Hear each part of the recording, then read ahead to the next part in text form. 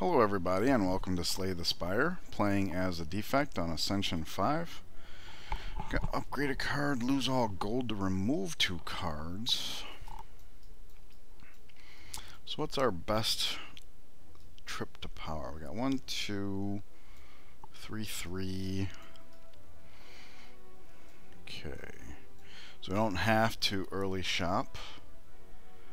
We could go 1, 2, 3. Campfire Elite, that's usually a great start. So we'll go ahead and remove 2 cards. We'll just balance it out here, basically making it so that we hit our zap and dual cast more frequently, which obviously gets punished in Gremlin Knob, so we'll have to do what we can until then. Looks like we start off taking 7, which is actually not atypical with the Jawworm. It's not fun, but it happens. It's also not fun not being able to use all your energy to damage him when he's off guard.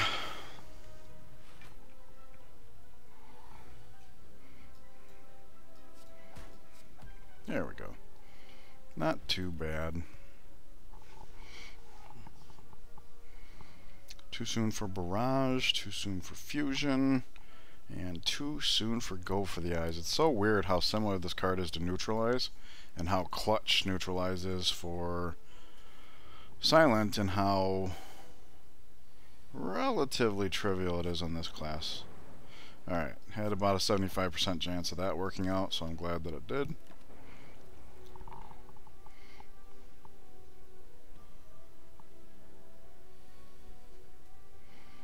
Alright, easy peasy. Swift Potion. Well, rebound is damage. We can do some things with it.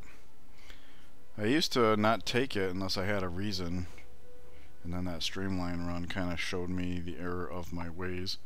So in ascending order of priority, we can just cast it last most of the time until we find something that's actually worth regurgitating. Like if Zap was 0 cost, I would think that that would be kind of worthwhile. Let's see, we can do this. And I think we do 12 here maximum, so I'll go ahead and block what I can and just do orb stuff.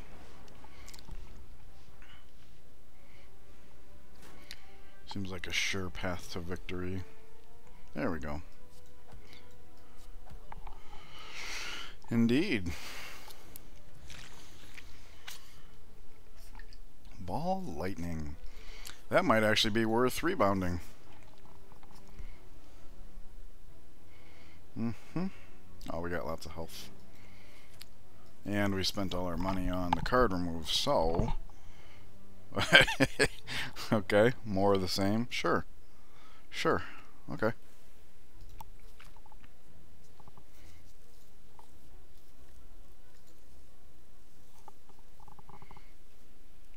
I think I will do Zap here.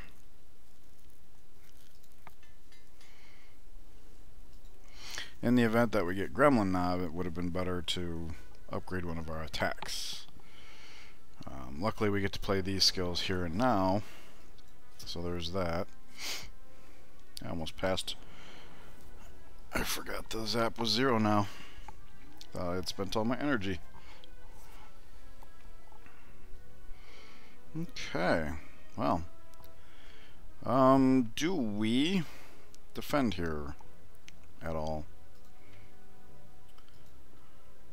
We're going to do 6 this turn, so he's at 44. Next turn we'll be able to do another 23. And there'll be 3 orbs total. So that is 29 out of 44. So probably not good enough. Let's just do what we can here. 29, that's I think the number they came up with, so. Oh yeah, Ball Lightning and dual cast. Does it all by itself. Alright, so maybe we could have blocked. Fossilized Helix. And its brother in playable form. We did just fight Gremlin Knob, so we don't have to dogmatically take the attack. The buffer seems greedy and early, but we did remove a defend, so maybe it's justified. We removed 2 strikes. These are the strikes. We removed a defend. This could be the defend. All in all, general improvements upon the deck. And the Helix is actually going to change how we handle fights, because like right now, we can just ignore this guy. As far as blocking goes, focus on the offense, which means we're allowed to soften him up to the point to where next turn we probably just have lethal.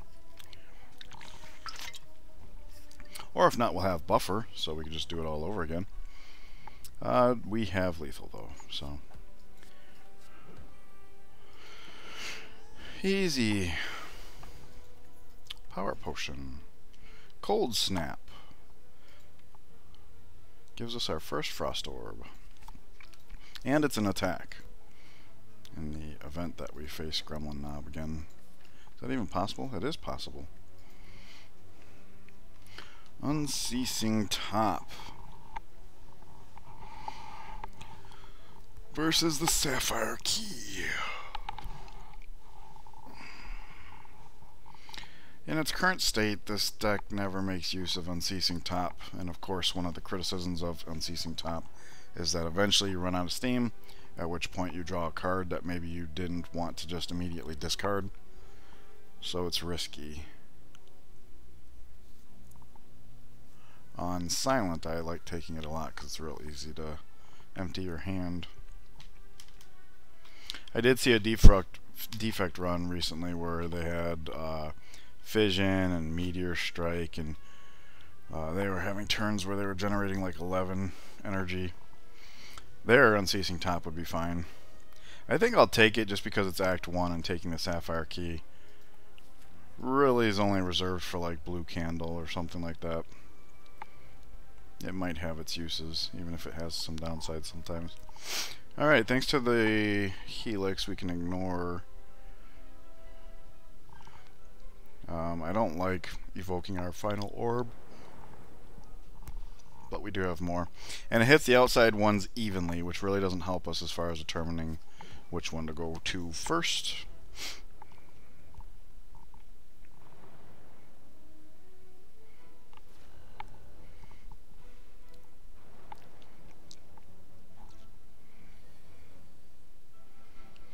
Okay. So we do not have lethal here. That is a shame. So we will buffer and cold snap and zap. Question is, what order do we play those in?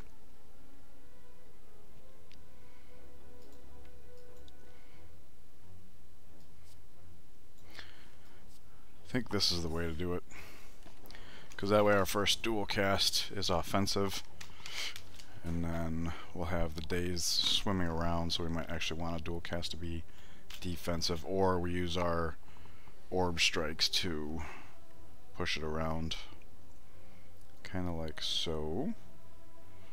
Alright, so if we do this and this, we evoke an orb. So this kills him. Oh, no, I thought we were going to evoke one. Whoops. Alright, so we blocked for most of it anyways. And now we should be... We're at the whim of the dazed, but we should have things relatively under control. And unfortunately the dual cast now does actually do Frost Orb. But it looks like that's actually advantageous. So good for us. And then I'll go ahead and get started on this front man. Very likely we can just take him out next turn when he's attacking, or if not, we can block, of course, and start on this guy.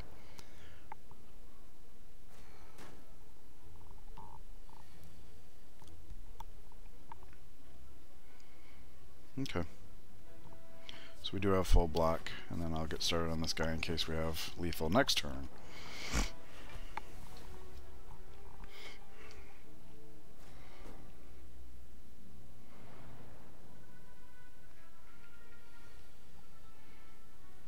Eek. Tell you what, that's what this is for. That's much better.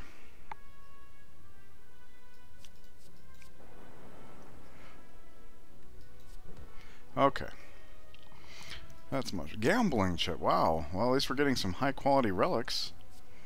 Defrag or compile driver. The deck is small enough at this point that I think we're okay without the compile driver. Defrag is rarer and just is probably the better pick most of the time anyways.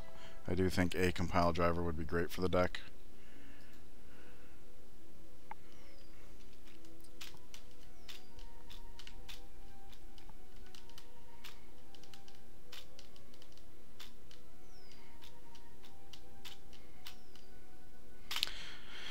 I guess we'll do another strike. It's a little awkward, but defrag or buffer. We get to do both before the boss. Which would we rather have before the elites? Which cannot be the tri-centuries. And I think that makes the answer buffer. We would prefer buffer first for Gremlin Knob and Lagavulin. Less so Lagavulin, because he does two turn bursts, and we already have the one buffer. So here, wow, sucks to have all of our orb stuff here, but now we're all set up. So next pass, we will start when it's appropriate. We do have to be a little careful, because the focus makes it to where when he wakes up is expedited. We probably just gotta go right now. We got 3 buffers, so most everything else doesn't matter too much. And he is withholding his music again. Thought I solved that when I pruned my mod count. Alright, I think I'm gonna rebound the ball lightning here.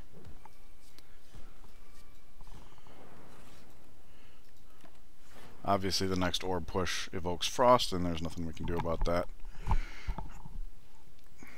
Buffers are just going to carry us.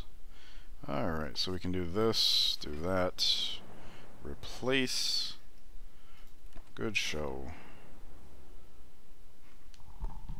So yeah, if we had known it was Lagavulin, the defrag would have been a better first target.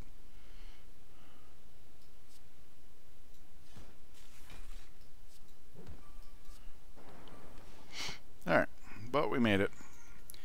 Wing boots. I think it's a little too late this act. Rainbow gives us a dark orb. That is a valid strategy. Okay.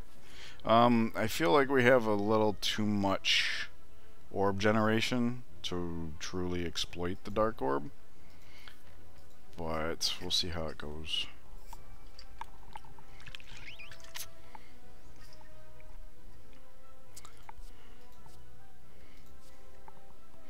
Discarding the ball lightning to get it back around quicker, mostly. Hey, Zap is fine here. Good times.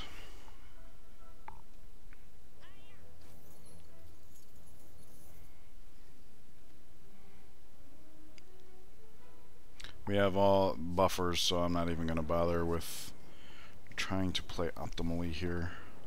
He's just done for. Have to accept it and conserve the brain energy for the more pressing matters.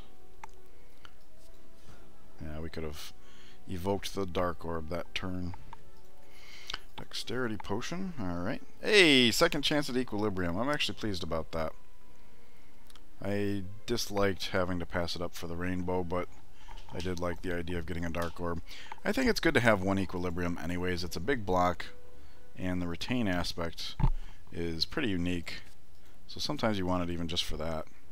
Although I often don't see that as far as like my planning my strategy for a turn. I kind of have a blind spot to that. I don't know how many times I've cast it and worked out a turn and then, oh yeah, I get to keep my cards. Alright, let's see how the Hexaghost goes. Having equilibrium in the opening hand is extremely bad, because we would like to have that on turn 2, and there's no way to get back around to it.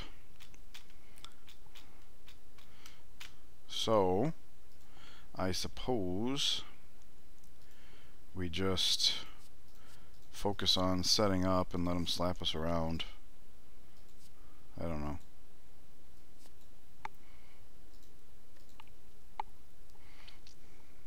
Okay. It sucks because the buffer doesn't play very well with Hexaghost because of his multi-attack. And he's depriving us of his music too. Oh, maybe not so much. Okay. I was mistaken. Yeah, it's... We're gonna get some off the Frost. But then, you know, his second, third, and fourth attack just chip that away, and then we take 6 damage. But we are set up for the remainder of the fight this way.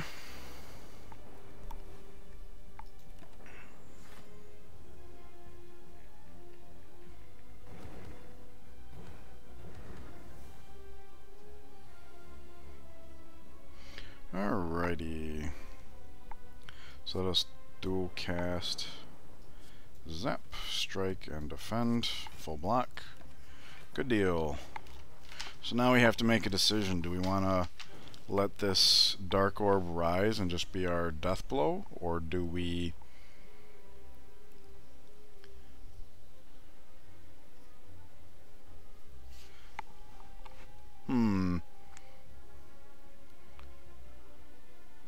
Since we don't need the... Alright, I'll tell you what. I'm going to Equilibrium here. And then let it ride. As opposed to playing the Ball Lightning. I think. Because then we can evoke this next turn and we don't have to deal with block at all. Oof. That's a tough call.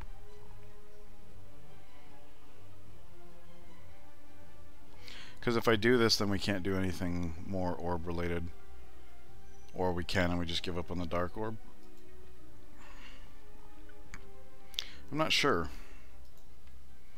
We're going to have a lot of orb stuff. We also have Rebound and Strike, and that'll be our bread and butter if we decide to wait for the Dark Orb.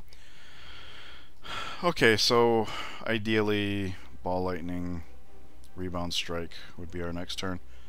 I'll let this ride. We evoke this for 7, which we might draw the burn. We did not. Good deal. So I will Ball Lightning, evoke the orb, which is more than enough block, and then Rebound, Strike, because we're going to be relying on that one strike and that one rebound to do our damage until this thing's ready to toast him, I think. Does mean we have to do our block manually, but we are certainly ready to do that. So bang bang, good enough.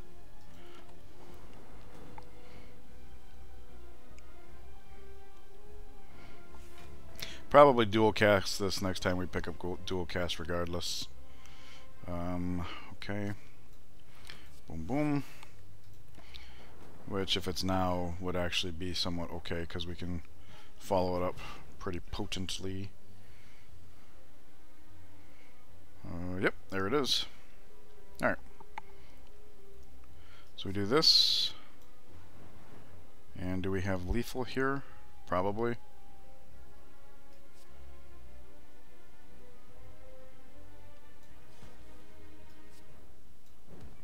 Yeah, okay, good. Alright, that was pretty good.